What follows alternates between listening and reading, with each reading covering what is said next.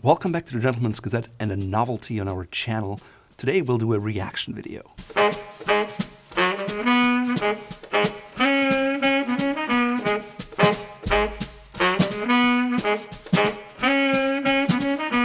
You might have noticed reaction videos are really popular, and so we thought about what could we do on our channel. Of course, the first question we asked was, is it really gentlemanly to talk maybe negatively about others on such a platform?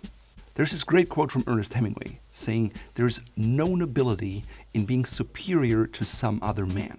The true nobility is being superior to your previous self." So when in that spirit, we decided to do a reaction video about a former video I filmed where things have changed. Now, over time, we all grow and get better. And if you look at other YouTube channels, sometimes people delete early videos. On a Gentleman's Gazette, we decided to leave every video up to show you how we progressed from the very beginning to where we are today. So why react to 19 things mentioned everywhere? Well, on the one hand, it's a very polarizing title. On the other hand, the video is 3 years old, so things have changed and hopefully I have evolved too. And lastly, the thought behind that video originally was to create something that attracts people interested in classic men's style and detracts people who are not interested in it. So without further ado, let's have a look. Welcome back to the Gentleman's Gazette. In today's video, we discuss 19 things men should never wear, especially if you're stylish or dapper.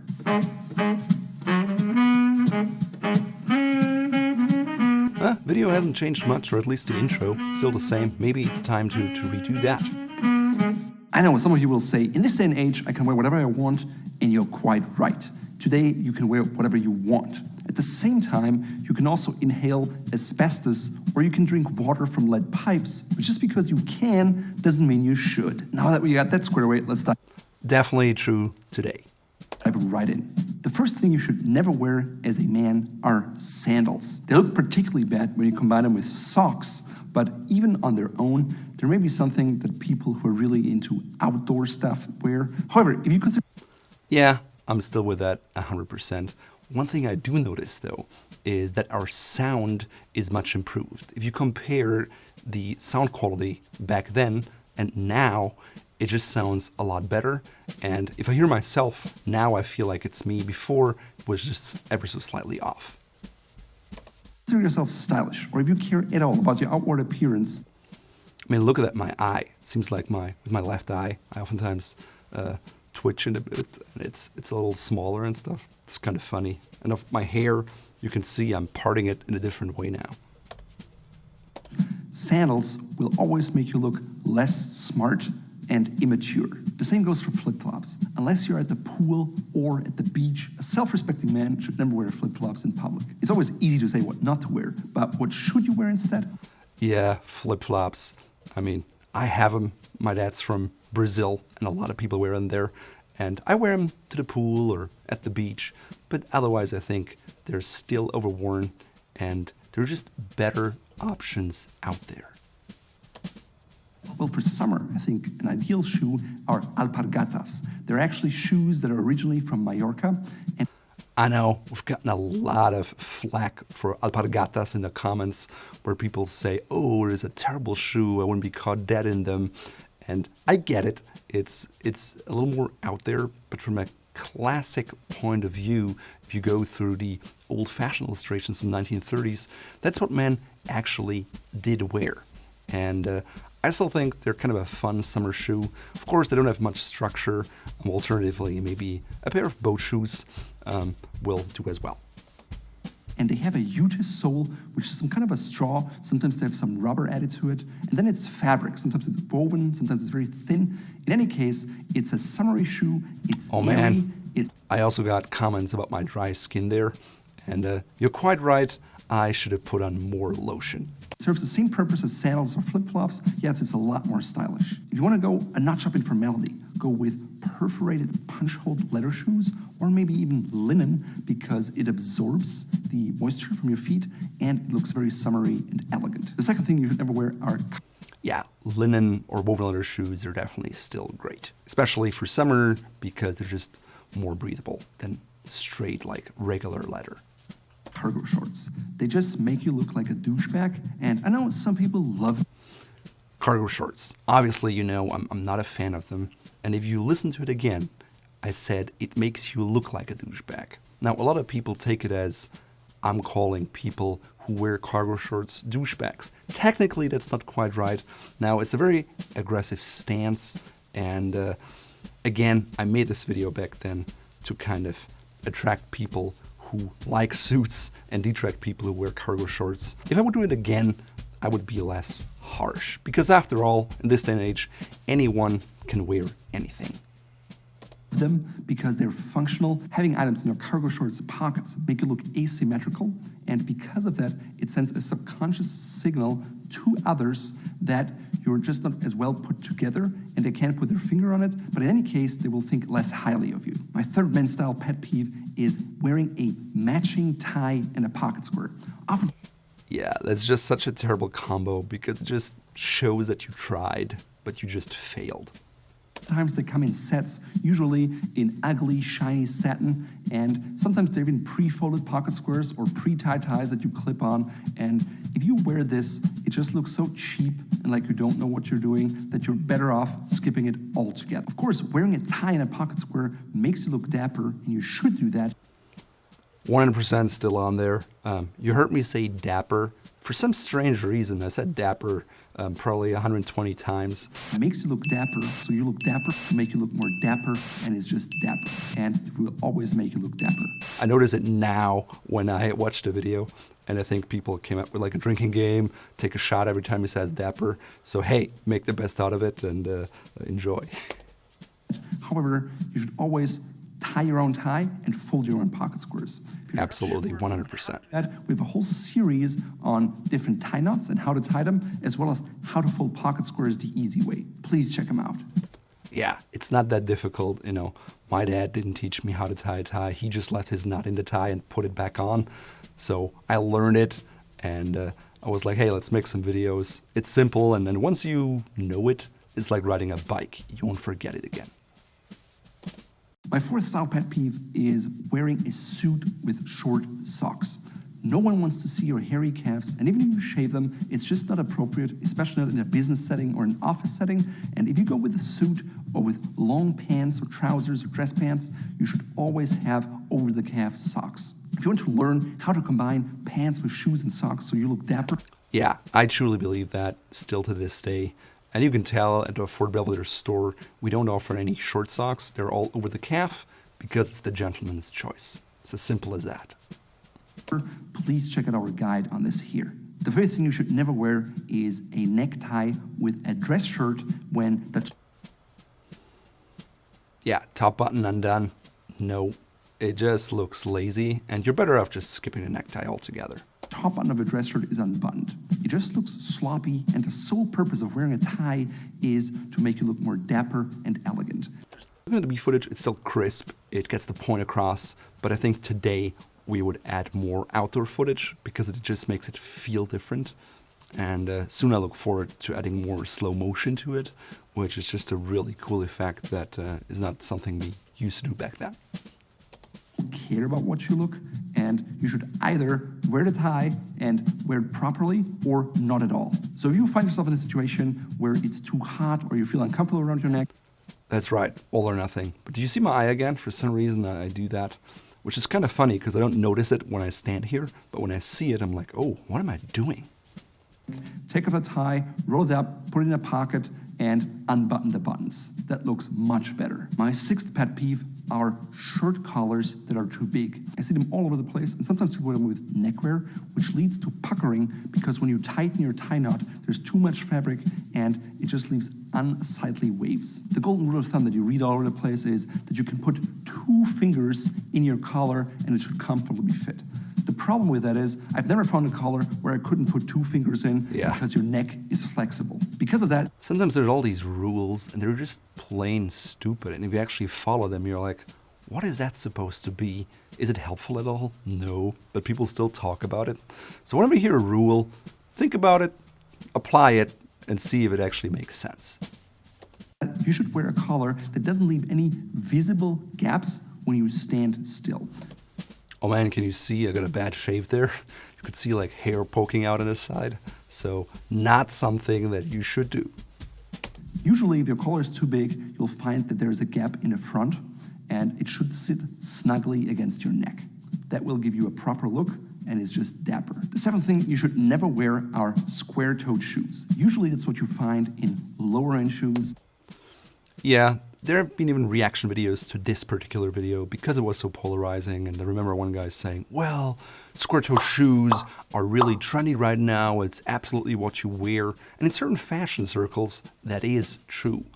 That being said, from a classic style point of view, these are the kind of shoes that a lot of people start out with when they want to dress up and dress better, and then later on they're embarrassed that they ever wore those shoes. And it's the same is true for me. I remember having these square-toed shoes from Brazil. The brand I think was called Ferracini, which was kind of Italian-inspired, but it was made in Brazil, and I wore those, and I'm just like horrified looking at old pictures when I see those shoes. Under $100, and they're just plain ugly, and they show to everyone.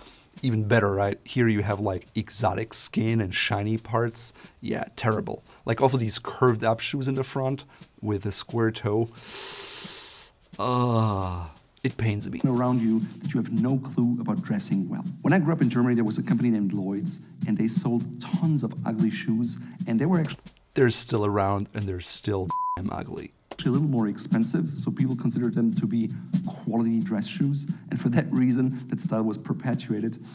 Fortunately, there are lots of I haven't lived in Germany for 11 years, but every once in a while I still get a comment from people saying, yep, still the case, Lloyd's still producing crappy looking shoes.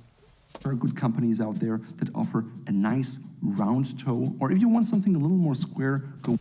Yeah, now you find the almond toe and everything, and even this last is very classic. I can still wear it exactly like I got today. And look at those socks. I happen to wear them today. With a chisel toe. That's very elegant. My eighth style pet Nice peeve shot. are tennis socks. Unless you're at the gym, there's really no reason you should ever wear them. Wearing white tennis socks with brogues or with long pants or even with shorts in a public setting that is not the gym make you look like a peasant. Here again, make you look like a peasant. The idea was there are probably not that many peasants anymore around that would be offended by that saying, and it's kind of tongue-in-cheek and was supposed to be funny. I hope most people are not offended by it. At the same time, I can see that if you wear tennis socks and you don't wear them at the gym, you must think, wow, what an arrogant judging me and my character by the type of socks I wear. And again, I would probably say it less harshly in this day and age. Not just this day and age, but today, because I found that it's better to bring people to dress up by being inclusive and not just rejecting what they do and just say, hey, you know, whatever works for you, this is what we do. I talk about what is positive and what we strive for, not about the things we don't do or not like that much. The thing you should never wear is the Windsor Tie Knot. I know, it's one of the most popular tie knots around because it's symmetrical. Funny, it wasn't really in focus. I don't know why. Probably because it was like an HD video. Yeah, Windsor tie knots still very popular and still not the ideal tie knot, I think, in most situations. Cheap, shiny ties, and it makes you look like a used car salesman or... That was another one where I just used the stereotype of the used car salesman, and I'm sure I offended some salesmen or used car salesmen, which, yeah, I think in general, when you look at a group of people and you stereotype and say, hey, this is what they wear and this is what they do, there's always an exception to the rule, even like from a cultural standpoint, right? You could say, well, in Germany, people think there's lots of drafts and drafts make you sick. And in the US, people don't think that. And while that may be generally true for maybe 80, 85, or maybe even 90 or more % of the population, there's always an exception to the rule. And we have to keep that in mind. And by just flat out saying used car salesmen are poorly dressed with Windsor knots and shiny ties, it's just not true. insurance salesman that is just very sleazy and not very competent. Same thing here with an insurance salesman. I remember having a conversation with an insurance salesman who was upset by it, and I apologized and said, look, I would have not said that again, but thank you for pointing it out. And actually, we were able to have a good conversation afterwards and established a mutual level of respect. Instead, I suggest you look into the many different tie knots that are out there, including the half Windsor that look much better in my opinion and are much better suited to an elegant gentleman. You can check out our video series here. The 10th thing you should never... Yeah, we made a new series about, tying the ties, which are a bit higher quality than the old ones, but they still work. Wear are satin silk ties, especially not for day wear. Maybe if you want something for the evening where you want a little bit of shine, I could see that. But most of those ties you get at Walmart or a cheaper outlet like Men's Warehouse, Josse Bank. Yeah, traditional neckties and shiny silk are kind of the lowest quality step in men's ties. Unless you get a high quality silk satin for an evening necktie, but then again you're probably better off wearing a satin black bow tie, which is the #1 bestseller for black evening bow ties because it sparkles nicely, especially in the knot area. But for regular neckties, especially if you wear them during the day, skip satin altogether, or anything else that is shiny. Sometimes they're nylon or polyester blends. And can you name it? Just look like it, and it will always identify you as a man who doesn't have a clue about dressing well. I'm sure you've seen those ugly striped ties in True. Still true today. colors, and they're just so plain ugly.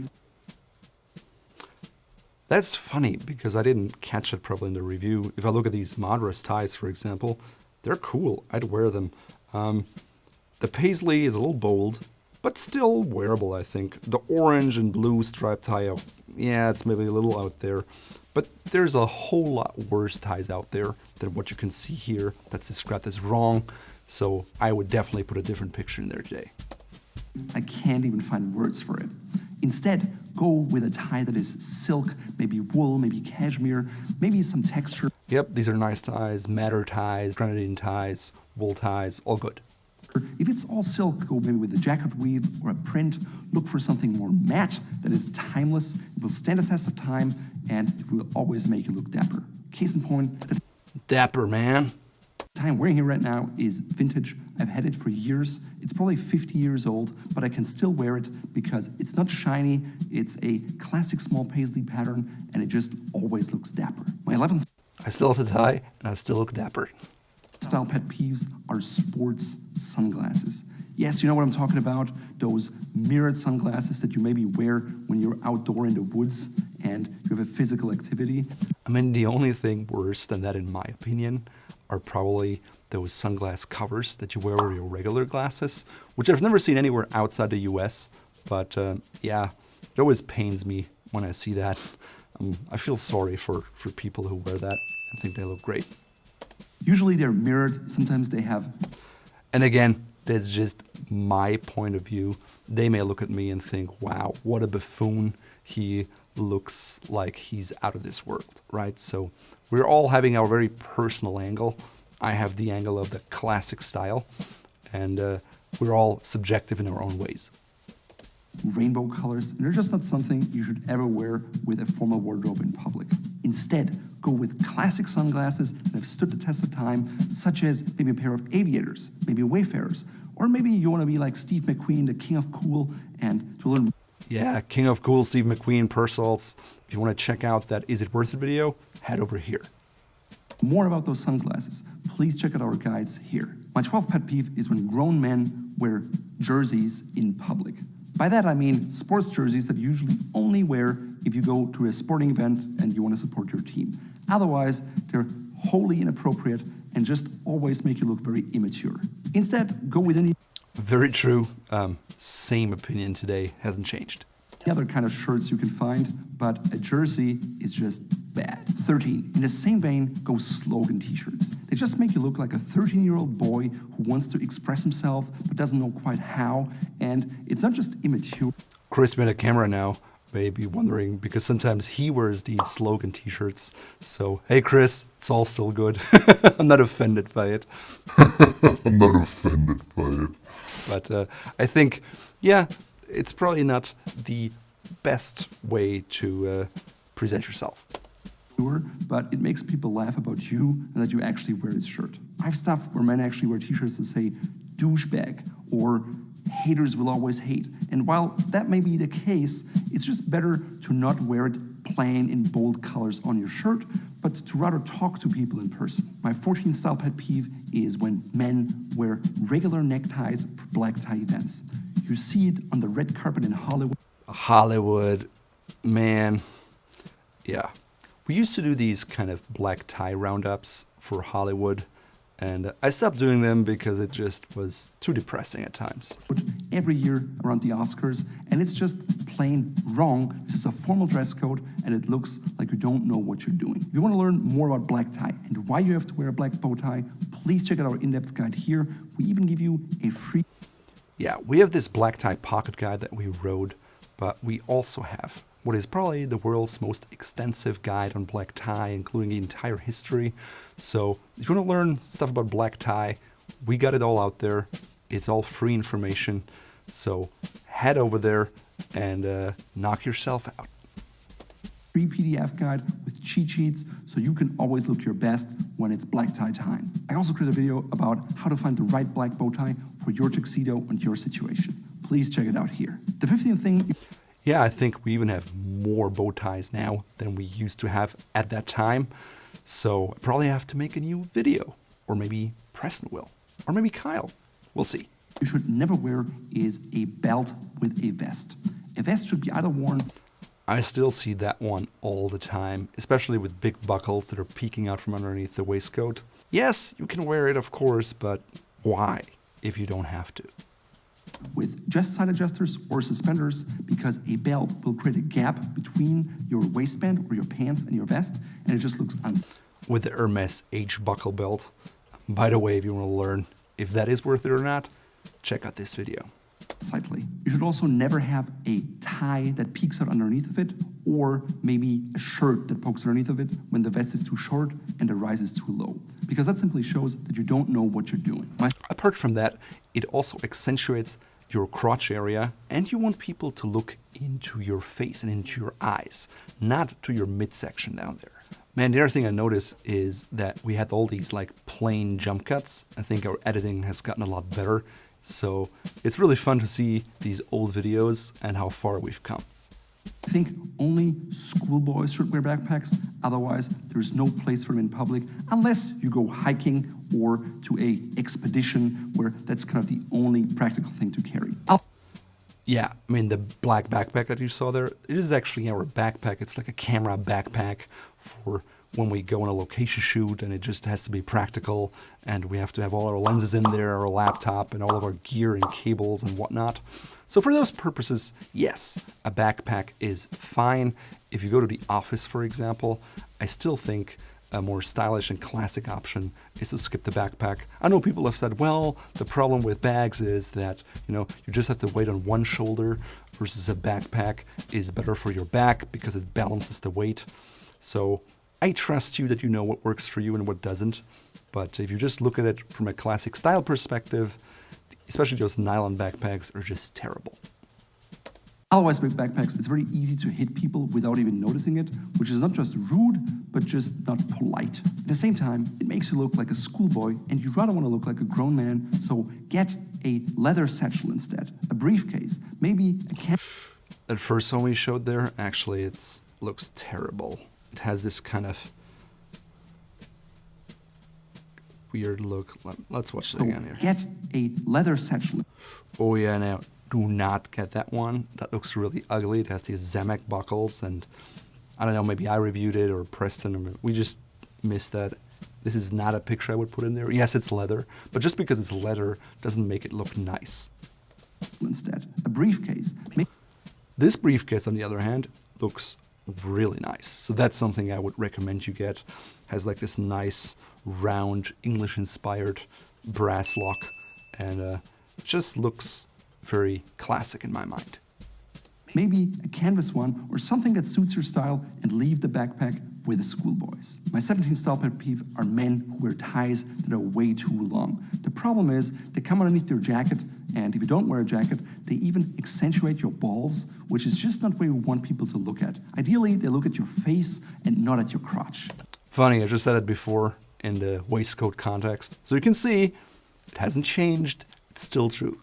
Now, I get it, a lot of ties are too long, and especially if you're a shorter guy, it's very hard to find a tie that actually works for you, because otherwise you have to have this gigantic tie knot with your tiny head, and it just looks goofy. So instead, buy ties in the right length for you. I think we're one of the only stores that offers the entire threefold classic neckwear range. Funny that this picture was shown, because yes, we sell ties in our threefold collection that are made for short men, for regular length ties, and long ties. These are knit ties, and we don't have them in multiple different lengths. Now, if you don't have the money to spend on a tie, you can also check for vintage ties, because oftentimes they were shorter, because men just wore ties shorter than they're typically worn today. So if you're a shorter guy and you don't have a big tie budget, that's the way to go for you. In short, regular, and long, so every man, no matter the height, can find a tie that works for. You can tell the editor here did not know what threefold ties were, even though the categories really say what they are, and the reviewer didn't catch it. I think we have a much better process in place now, where we, get things right. But ultimately, we're humans, we make mistakes, and we accept that. For him. My 18th pet peeve are large armholes in a suit or a jacket. Not only do they make you look like a football player, but they're also uncomfortable and they restrict your movement. Instead, go with smaller armholes. I suggest to watch our series on how a suit should fit so you get it right. The 19th thing you should Perfect. Still holds true today. never wear as a self-respecting man are big, gaudy wristwatches that just scream for attention. I know they're really popular these days, but That picture here got a lot of reactions. People are like, oh, Vacheron Constantin is a fantastic brand. Shut up. You don't know what you're talking about. And the point we were trying to make was skip big wristwatches, even though you may spend them on a Patek Philippe or whatever it is.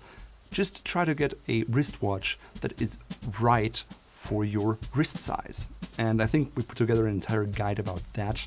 And I think the general trend right now is to just get bigger and bigger wristwatches and to wear them as a status symbol, just to show that you make a lot of money, or that you're very successful.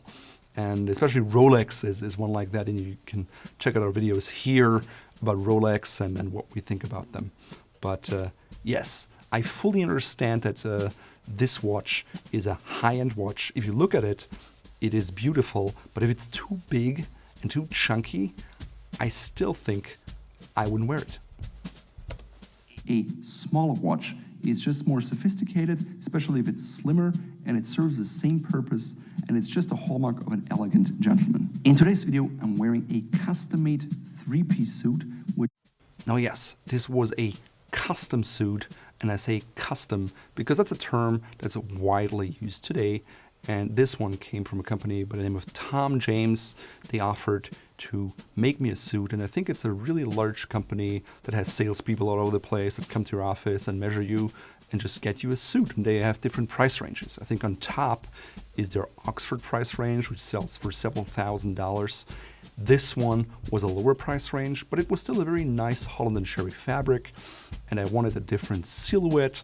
That's why I got these kind of pleated backs with the peak lapels. It was kind of vintage inspired. I wanted a three-piece suit. The vest had limited options in terms of the buttons. That's why you see that unusual, I think it's just 3 buttons there. But I got a shawl collar lapel, which I liked. But in the back, they really had issues with my sloping shoulder and the pleats. So they actually kind of limited the pleats so that the range of movement isn't great. Definitely lots of room for improvement with that suit. which is special in the sense that it has a peak lapel and an action back. It's a combination you find very rarely because half belt are more formal, and usually a notched lapel would be the right lapel for this kind of a suit.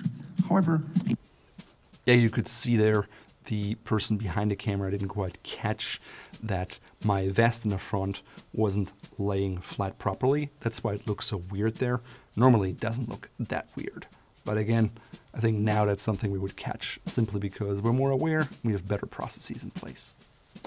I intentionally went for it because I knew the rule and I wanted to break it. I did that because it's kind of a city suit style that I've seen in a magazine from the 1930s, and I just wanted to recreate that style and feel. The vest I should have added the 1930s picture, but yeah, it's in fact something that I was inspired by one of these old magazines. Is quite unusual in the sense that it has a shawl collar, but it's now you can see the vest is in a better spot. It's made for day wear, which means there's not a deep cutout, but just like a regular cutout. I also have definitely some wrinkles there in the back, showing that it's too tight and not a perfect custom vest. But I like the same fabric back. A self-fabric bag and the lining only on the inside, which is something you only see custom usually. The pants have inward-facing pleats because of my big thighs. I like to have some cuffs because they pull the pants down because of the weight. And the shirt I'm wearing is a white fine herringbone shirt from Siniskalki.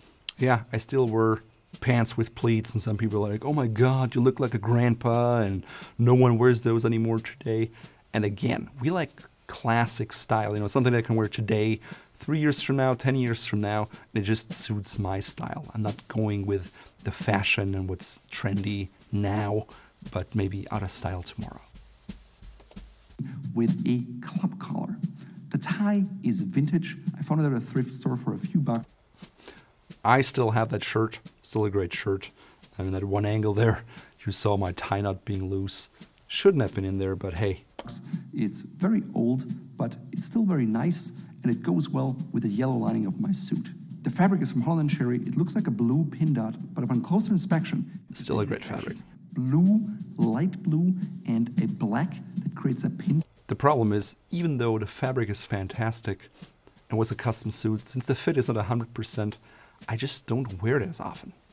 That effect and a very nice depth. Excuse me, 100%. There are very few things in terms of fit that are 100%, but there's definitely more room for improvement than just 10% in this suit. Of color that changes with light.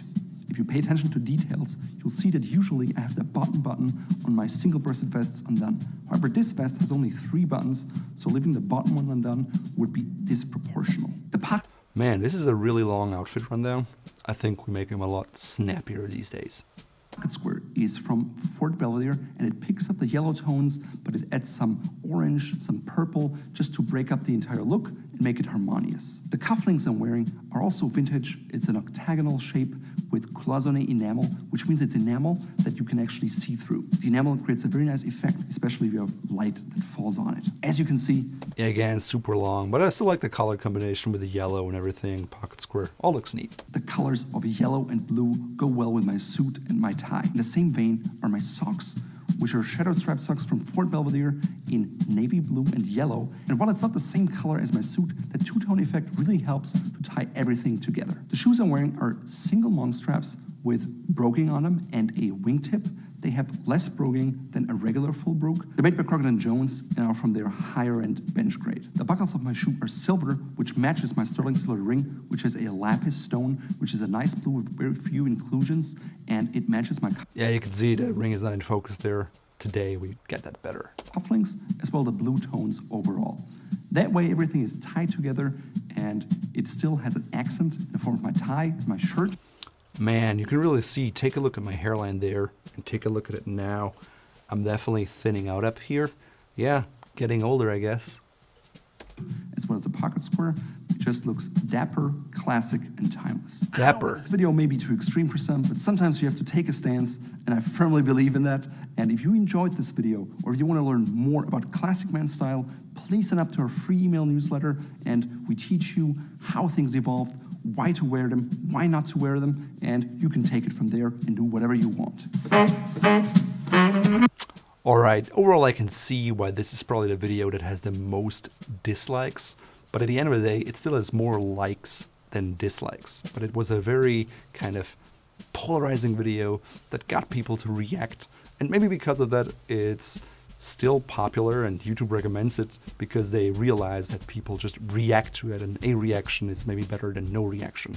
Now from a gentlemanly point of view, that's certainly a little too extreme, and if I'd film it again, I would be a little softer in the words, a little more accepting and open, but at the core, the suggestions I made would still hold true today. And to finish the video off, let's go with another quote, this time from Oliver Cromwell. "He who stops getting better has stopped being good."